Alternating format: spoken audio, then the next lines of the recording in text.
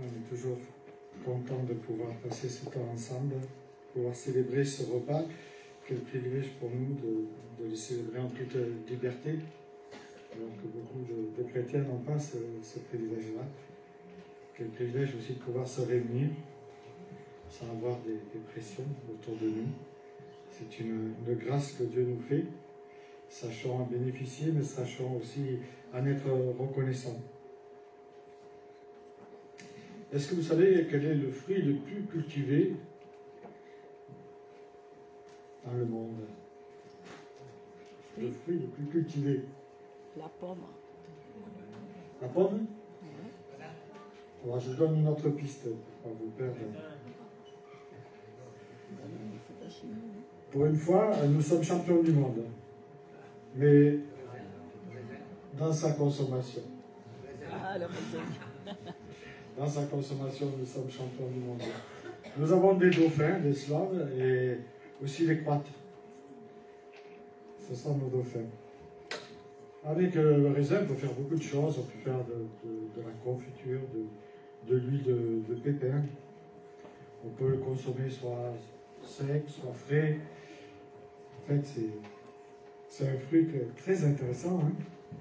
On dit que les Français, d'après les statistiques que j'ai regardées, en consomment plus d'une bouteille par semaine. Jusqu'à là, ça va.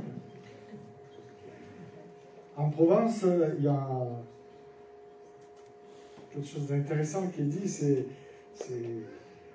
on va dire c'est une maxime, il est dit une journée sans vin est une journée sans soleil. C'est ce que disent les gens de la Provence. Mais est-ce que vous savez qui est l'ancêtre de tous les agriculteurs? L'ancêtre de tous les agriculteurs, pour ceux qui connaissent un peu le vin. Et là, je vais demander à notre ami quel... Pardon? Noé. Noé, l'ancêtre des agriculteurs. Donc, on va mettre une image, la première, celle de la bouteille, s'il te plaît. Voilà. Alors, j'ai découvert qu'il existait un vin blanc doux et naturel du Jura. Et son nom, c'est l'ivresse de Noé. C'est une réalité, c'est une bouteille qui existe. Donc, c'est assez intéressant. Et moi, je vous invite justement à lire deux passages de l'Écriture qui peuvent sembler contradictoires, comme parfois ça peut arriver dans l'Écriture, mais qui sont intéressants. Le premier, c'est le psaume 104, au verset 15. Psaume 104, verset 15. Dans la version Semeur, il est dit « Le vin réjouit le cœur de l'homme ». De la femme aussi, je vous rassure. Et fait resplendir son visage, le rendant brillant plus que l'huile. C'est un très beau passage. Hein? Et puis on va lire un peu cette histoire de Noé qui va se lancer dans l'agriculture. On va voir que ça n'a pas été tout rose pour lui. Noé a vécu quelque chose d'extraordinaire et il sort de ces 40 jours-là. Et il nous est dit, une fois qu'il touche terre, les fils de Noé, c'est la Genèse chapitre 9, verset 18, jusqu'à 29, dans la Bible de Semeur, il est dit, les fils de Noé qui sortirent du bateau s'appelaient Sem, Cham, Japheth. Cham était le père de Canaan. C'est à partir de ces trois fils de Noé que toute la terre fut repeuplée. Noé se mit à cultiver la terre, et il en planta une vigne, il en but le vin, et s'enivra, de sorte qu'il se mit tout nu sous sa tente. Cham, le père de Canaan, vit son père nu et sortit pour le raconter à ses frères. Alors Sem et Japheth prirent la tunique de Noé et la placèrent sur leurs épaules, puis ils marchèrent en reculant vers leur père et le couvrirent. Comme leur visage était tourné de l'autre côté, ils ne virent pas leur père tout nu. Quand Noé se réveilla de son ivresse, il apprit ce que son plus jeune fils avait fait. Alors il s'écria, maudit soit Canaan, qu'il soit le dernier des esclaves de ses frères. Puis, il ajouta, béni soit l'Éternel, le Dieu de Sem, et que Canaan soit asservi à Sem. Que Dieu étende le territoire de Japhé, qu'il habite dans les tentes de Sem, et que Canaan soit leur esclave. Après le déluge, Noé vécut 350 ans, la durée totale de sa vie fut de 950 ans, puis il mourut après avoir eu une vie bien remplie. C'est un jeu de mots que j'ai fait, c'est pas dans la Bible, excusez-moi. Donc, l'Écriture nous dit que Noé a vécu quelque chose d'extraordinaire. L'intervention de Dieu sur l'humanité, rebelle et méchante. Ce fameux déluge, dont il va y avoir une extermination de toute la nature et de tous les humains. Et l'Écriture nous dit que la cause du déluge était due à la perversité du cœur humain, à la méchanceté du cœur humain.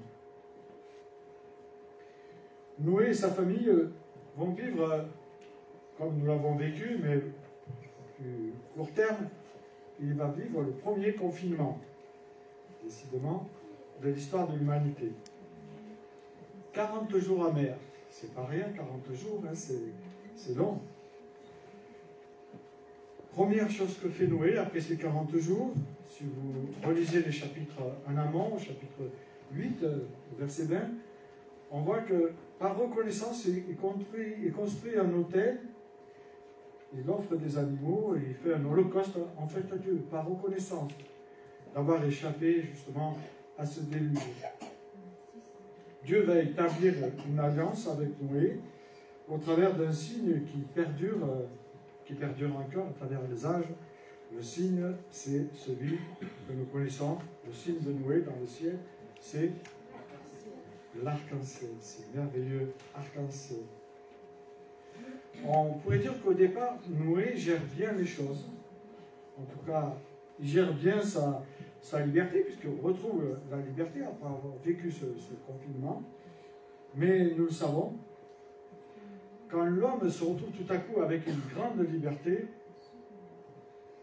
ça peut poser un problème. Surtout après avoir vécu un confinement, on a pu le voir, on peut se poser la question, que vais-je faire de l'usage de ma liberté après un tel confinement? Et nous l'avons vu dans notre société, après avoir vécu le déconfinement, beaucoup de Français ont eu un comportement plus que débridé, on pourrait dire. Et c'est vrai que souvent, après avoir vécu un confinement, on veut profiter. Il n'y a rien de mal à profiter, mais il faut faire attention comme nous profitons. Et souvent, quand on profite de tout, on passe en contrôle en faisant des choses regrettables. Tout à l'heure, il a été mis le verset de 1 Corinthiens où il est dit « Tout est permis ». Vous savez, tout est permis, Dieu nous permet tout, mais tout n'est pas... Merci. Alors Noé sort de l'arche, pour le meilleur, on voit, mais aussi pour le pire, malheureusement. Le meilleur, c'est cette dimension spirituelle qu'il a quand même, en sortant de l'arche, il remercie Dieu. Et j'espère qu'après le déconfinement que nous avons vécu, vous avez su remercier Dieu. Parce que c'est pas simple de vivre le confinement. Pour ma part, je ne l'ai pas vécu. Je regrette, en tant qu'aumônier, je pouvais aller là où je voulais. Mais pour ceux qui l'ont vécu, je voyais combien c'était compliqué et difficile, et même traumatisant. Mais une de nos priorités, quand on retrouve la liberté, tout à l'heure il a été parlé de délivrance, c'est de se recentrer sur l'essentiel. Tu aimeras le Seigneur ton Dieu de tout ton cœur, de ton âme. Ça, c'est le premier commandement. Se recentrer sur sa foi, sur ses convictions premières que nous avons si nous sommes chrétiens. Et Noé, lui, bien sûr, après avoir rendu grâce, il décide de se lancer dans l'agriculture.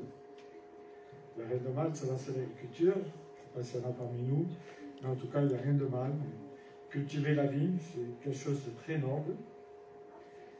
Puis plus tard, il en récolte son fruit, ça c'est tout à fait normal de récolter le fruit de son travail. Et là aussi, dans l'Écriture, on nous en parle.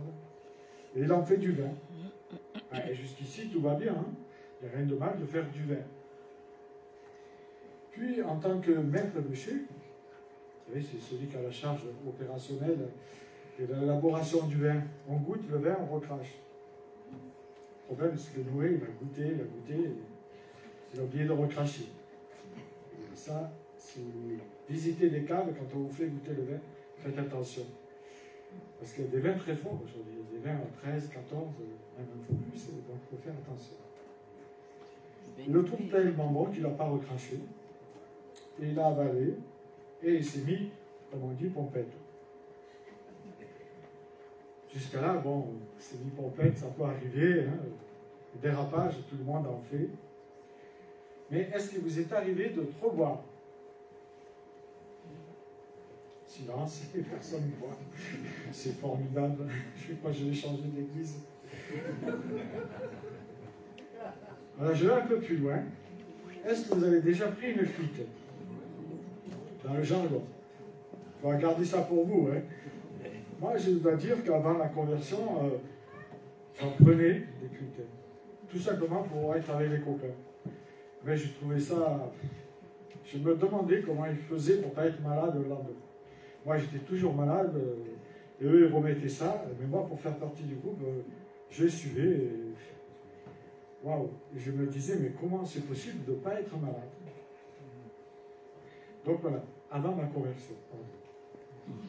Après, le vin est devenu autre chose pour moi. Il y a ce fameux homme d'État romain et brillant orateur du 1er siècle, qui est mort en 43, Cicéron, qui a dit « Les hommes sont comme les vins. » Waouh! Avec le temps, les bons s'améliorent et les mauvais s'aigrissent. Donc, je trouvais cette citation assez intéressante. Et je crois que nous avons tous vu un homme ou une femme, malheureusement, qui avait trop bu, qui n'était plus maître de soi-même, et qui avait le mauvais vin. Vous savez ce que c'est, le mauvais vin? C'est des gens qui peuvent devenir violents, qui peuvent devenir vulgaires, qui peuvent faire des choses qu'ils ne feraient pas dans leur état naturel. C'est des gens qui peuvent tomber dans une certaine euphorie. Mais vous savez, boire, ça peut conduire, comme il a été dit tout à l'heure, à l'addiction. Il y a les jeux vidéo, mais l'alcool est très subtil. Moi, j'ai perdu pas mal de mes copains d'enfance par l'alcool, justement. Le Seigneur m'a préservé de ne pas aimer, heureusement. Et puis, il y a ce slogan pour les plus anciens. Un verre, ça va. 3 verres. Voilà. 3 verres, bonjour les dégâts. Il y a un passage de l'Écriture qui nous dit justement dans quel état on se trouve quand on a trop bu. Voilà, c'est le proverbe. J'aime beaucoup le livre des proverbes parce qu'il y a beaucoup de choses pratiques. Et c'est au chapitre 23,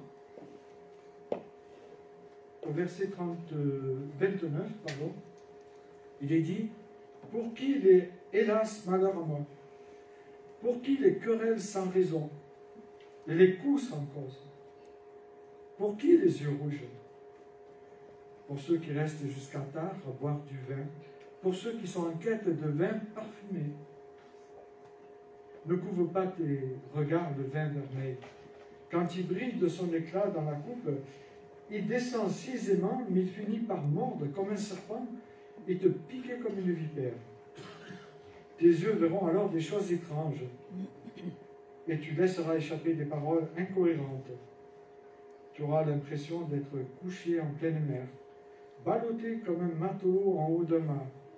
On me frappe, diras-tu, mais je n'ai pas mal. On m'a roué de coups, je n'ai rien senti. Quand me réveillerai-je? Il faudra que je trouve encore quelque chose à boire. Je trouve ce proverbe vraiment qui traduit bien l'état de quelqu'un qui a trop bu. Le problème du vin par rapport aux autres addictions, comme il a été cité, c'est une drogue pour moi. le considèrent comme une drogue, mais c'est qu'il est considéré comme festif. Et c'est vrai qu'on peut faire la fête avec le vin. Le Seigneur lui-même, son premier miracle, c'est les noces de Cana. On peut tellement le banaliser qu'il peut devenir un piège pour nous. Un vrai piège. Le vin est présent partout, que ce soit au mariage, que ce soit au baptême, aux anniversaires, aux fêtes, tout ce que vous voulez, il y a toujours du vin. Dans toutes les rencontres, en principe, il y a du vin, à part chez les adventistes. Il faut savoir que devant le vin, on n'est pas égaux. Devant celui-ci, et qu'on a tous des attitudes différentes face à l'alcool. De plus en plus de jeunes ont l'idée, ou l'idée s'est vite répandue, que faire la fête, c'est boire. J'espère que pour les scouts, ce n'est pas le cas. On appelle ça des mégateufs. Je ne sais pas ce que c'est, mais moi je reporte les paroles de certains jeunes. Les mégateufs, certains jeunes disent que c'est boire. La mégateuf se mesure en fait au nombre de canettes et de bouteilles qui sont mortes dans la soirée. Ils appellent ça les mégateufs. Beaucoup d'eux pratiquent aussi le bridge d'Enkli. Absorber un maximum d'alcool, un minimum de temps. Et là, je ne vous dis pas le cerveau ce qu'il doit prendre. Bonjour les dégâts. Ça s'appelle l'ivresse express. Et ce qui est vraiment dramatique, c'est que ça concerne entre 40 et 60% de notre jeunesse aujourd'hui.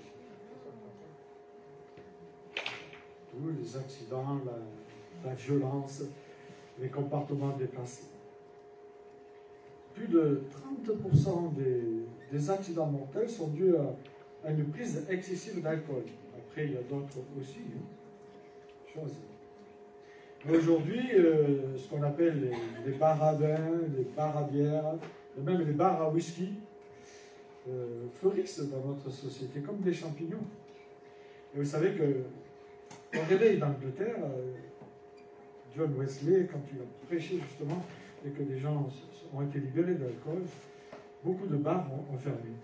Aujourd'hui, je pense que ce n'est pas la question d'un réveil que nous vivons, puisque les bars naissent. C'est le contraire. Peut-être qu'il faudrait qu'on prie pour qu'on se réveille. L'alcool est un ami qui nous veut du mal. Quand on en abuse, bien sûr, je ne dis pas qu'il ne faut pas boire, attention. Il vous enferme dans cette prison de verre, vous rend dépendant, vous rend esclave, comme l'étaient les Israélites en Égypte. Noé en abusa, et comme tout homme qui en abuse, ce qui devait arriver, arriva. Il fit n'importe quoi, il s'enivra, il se dénuda devant les siens. Et c'est intéressant parce que la clé de ce passage biblique n'est pas le fait que Noé ait pris une cuite. C'est pas terrible. Mais le nœud est dans le fait que Noé se soit retrouvé nu devant son fils. Pourquoi? Pour tout simplement parce que quand on prend le livre des Lévitiques, il y a beaucoup de passages qui nous parlent de nudité, du corps que nous avons chacun, garçons et filles. Et cette nudité est le signe que Noé a perdu en fait sa dignité, le fait de se mettre nu. Le risque de la liberté chrétienne, le risque de la grâce, cette grâce qu'on croit ou qu'on prétend qu'elle a bon marché, quand elle est utilisée sans structure, sans limite, sans garde-fou, elle nous conduit dans un mur à faire des choses qu'on regrettera. Et comme il a été dit, tout est permis, mais tout n'est pas utile, nous dit Dieu. Noé n'a pas su boire modérément. Et j'espère que vous savez boire modérément. Parce que vous pourrez le retrouver nu.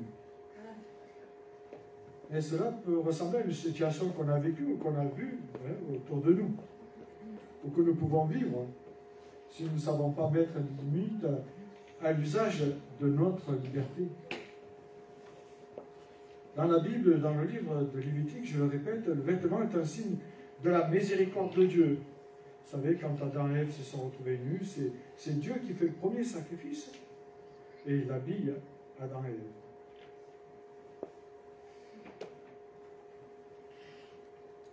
Le vêtement, Dieu l'a donné, parce qu'il empêche que l'on porte un regard convoitise sur moi. Il me donne une dignité que je peux perdre quand je suis nu. Noé, ivre et surpris par son fils Cham. Et vous remarquerez qu'il s'empresse de rapporter ce qu'il a vu. Au lieu de couvrir son père, ça lui fait rire, certainement. Il va rapporter que son père est pompette et qu'il est connu. Il n'y a rien de rigolo à tout ça. Mais voilà, quand le père s'est réveillé, quand il est revenu à tous ses esprits qu'il a appris ce qu'avait fait son fils va payer très cher, en tout cas sa descendance. Et Canaan, de colère, Noé, qui est censé bénir ses enfants, va maudire son fils. Et je me dis, la parole ne nous interdit pas de boire, hein, puisque même à Timothée, il est préconisé de boire un peu de vin, un verre de vin. Ça dépend le verre que nous prenons. Hein. Je pense qu'ils étaient plus grands qu'aujourd'hui, mais il ne faut pas exagérer, les amis.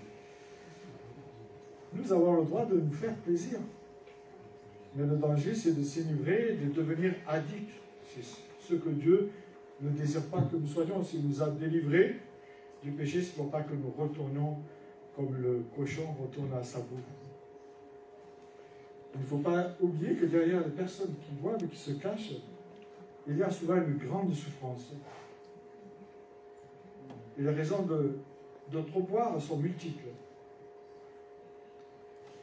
Donner confiance, se donner confiance, parce qu'on est en colère, parce qu'on a du chagrin, par habitude, par ennui. Il y a toutes sortes, parce qu'on a vécu quelque chose de difficile dans sa vie. Aujourd'hui, quand on va dans les supermarchés, vous remarquerez les bouteilles, elles sont un design extraordinaire. Hein. Alors ça a été fait au départ pour que les femmes aient envie de boire davantage, et ça a fonctionné.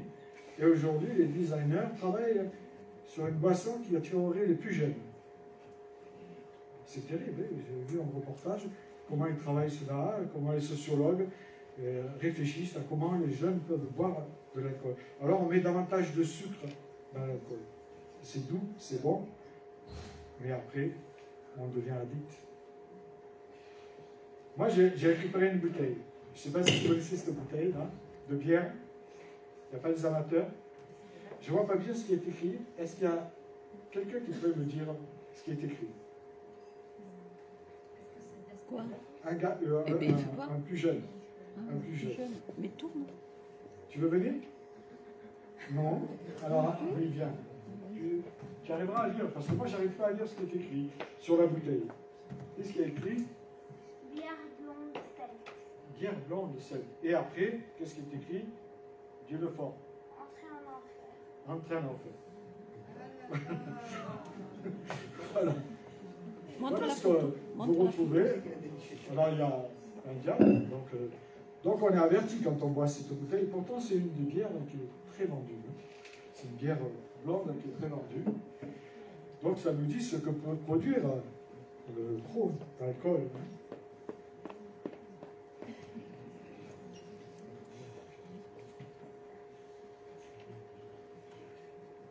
Il y a un proverbe japonais qui dit « À la première coupe, l'homme boit le vin. À la deuxième coupe, le vin boit le vin. À la troisième coupe, le vin boit l'homme. » Ils ont des choses intéressantes, parfois les Japonais. Si nous avons des problèmes avec l'alcool, si nous connaissons des gens qui ont des problèmes de dépendance, vous savez, c'est souvent un secret. On a travaillé dans un secteur où il y avait énormément de personnes alcooliques et énormément de souffrance derrière. Et si vous pensez qu'ils en ont marre du pouvoir quasi sur l'alcool, ou si vous en avez marre, peut-être qu'au fond de vous, vous êtes pris par l'alcool, pour ceux qui sont là, peut-être pour ceux qui écouteront ou qui écoutent. Alors, il est indispensable d'en parler à quelqu'un de proche, de confiance. Se poser la question, mais pourquoi est-ce que je bois? C'est la première des questions qu'on doit se poser. Et à quel moment je suis tenté de voir. Et donc ça, c'est deux secteurs qui nous aident justement à pouvoir identifier le pourquoi et le comment. Et je dirais que quand on a tendance à trop boire, il est primordial de ne pas rester seul avec ce secret, de demander de l'aide afin d'être accompagné par des professionnels, mais aussi par des personnes solides dans la foi et qui ont une expérience dans le domaine. Vous savez, il y a des associations très bien, il y a les alcooliques anonymes, il y a toutes sortes d'associations. Vous avez même à l'hôpital, vous avez, pour savoir si vous buvez trop, vous avez un petit livret qui est donné, on vous le donne, hein. Et là, pourquoi buvez-vous des boissons alcoolisées? Et là, vous notez quand est-ce que vous buvez, combien vous buvez. Et à la fin, vous avez les statistiques, vous savez si vous êtes addict ou pas addict. Voilà. Donc, j'ai trouvé ce livret très intéressant. Donc, nous, on le distribuait à l'époque, ça a dû changer, mais il y a toujours la même chose, c'est l'éducation et la santé que faisait notre gouvernement, j'espère qu'ils en font toujours. Mais en tout cas, c'est intéressant pour savoir où j'en suis avec l'alcool si on pense qu'on a un souci avec l'alcool. Je ne dis pas que vous avez des soucis avec l'alcool. Si vous en avez ou si vous connaissez des gens qui ont des soucis, parce qu'il y a énormément de gens qui ont des soucis avec l'alcool, il y a énormément d'hommes, mais énormément de femmes, je vous assure. Nous, on a connu des femmes qui étaient dans les caniveaux, quoi, parce qu'elles buvaient. Elles ont rencontré le Seigneur, elles ont été délivrées. Le Seigneur est grand, il peut délivrer. C'est un Dieu incroyable que nous avons. Moi, j'ai la certitude que le Seigneur peut intervenir dans n'importe quelle vie et peut nous libérer de n'importe quel problème qu'on a. Et surtout ce problème de l'alcool, si on est addict. Il peut nous délivrer complètement de toute dépendance que nous pouvons avoir, même des jeux vidéo, comme il a été dit, ou autre chose. Par sa main puissante, par son amour, par sa grâce, le Seigneur désire guérir, nous guérir du pouvoir, que ce soit de l'alcool ou d'autre chose. Mais il faut venir à lui sincèrement. Il ne faut pas avoir peur d'appeler un chat un chat. Vous savez, il y a cette parole de l'Écriture qui nous dit « Il nous a pardonné toutes nos fautes. Dieu est capable de nous pardonner où que nous en soyons aujourd'hui. Il est capable. Car il a annulé l'acte qui établissait nos manquements à l'égard des commandements. Il les a effacés, les clouant sur la croix. Là, il a désormais toute autorité, tout pouvoir, les donnant publiquement un spectacle, quand il les a traînés dans un cortège triomphal après sa victoire dans la croix. Donc il y a une victoire qui nous est acquise si nous venons au Christ avec sincérité, avec honnêteté, sans masque, on pourrait dire. Oui, le Seigneur désire nous guérir si nous sommes addicts à l'alcool. Si vous connaissez des gens addicts, le Seigneur peut les guérir. Peut-être que vous vous sentez lié ou que vous connaissez des gens qui se sentent liés par le pouvoir de l'alcool. Peut-être que vous en avez marre et que vous voulez en être débarrassé pour toujours. Alors il y a une chose importante que vous avez besoin de faire. La première, c'est d'aller à Christ, de lui confier combien vous êtes prisonnier de cet alcool. Et ensuite de lui demander pardon, de vous repentir et de commander à cet esprit d'alcoolisme, peut-être qu'il vous tiendrait ou qu'il tiendrait une personne que vous connaissez, d'être chassé, de quitter votre vie pour toujours. Dans le psaume 147, il dit « Ceux qui sont abattus, le Seigneur les guérit et pense leurs blessures. » Et ça, c'est formidable. Je vous invite à prier.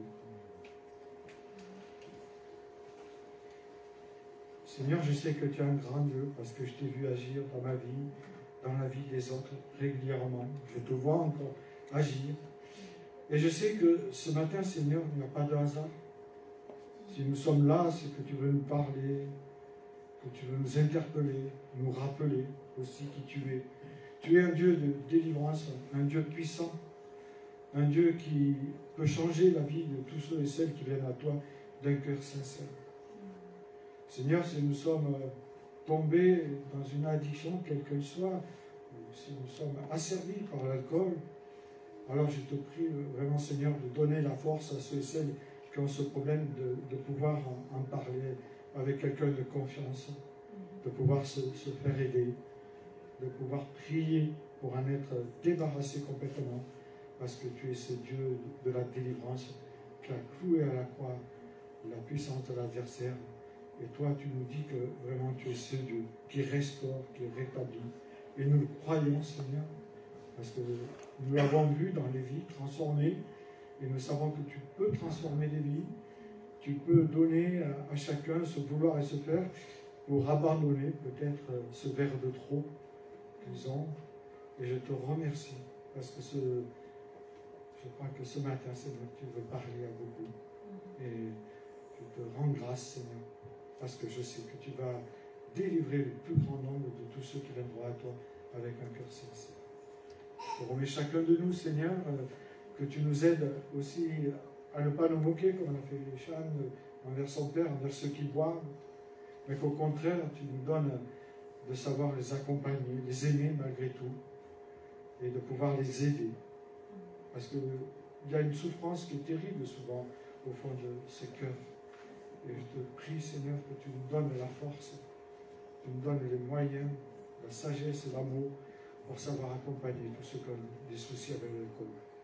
Je te remets chacun de nous, que vraiment tu nous visites, tu nous remplisses, tu nous aides tout au long de la semaine, tu nous interpelles, tu nous rappelles ce qui a été dit et que nous puissions mettre en marche quelque chose pour ta gloire. Au nom de Jésus-Christ. Amen. Je vous invite à chanter.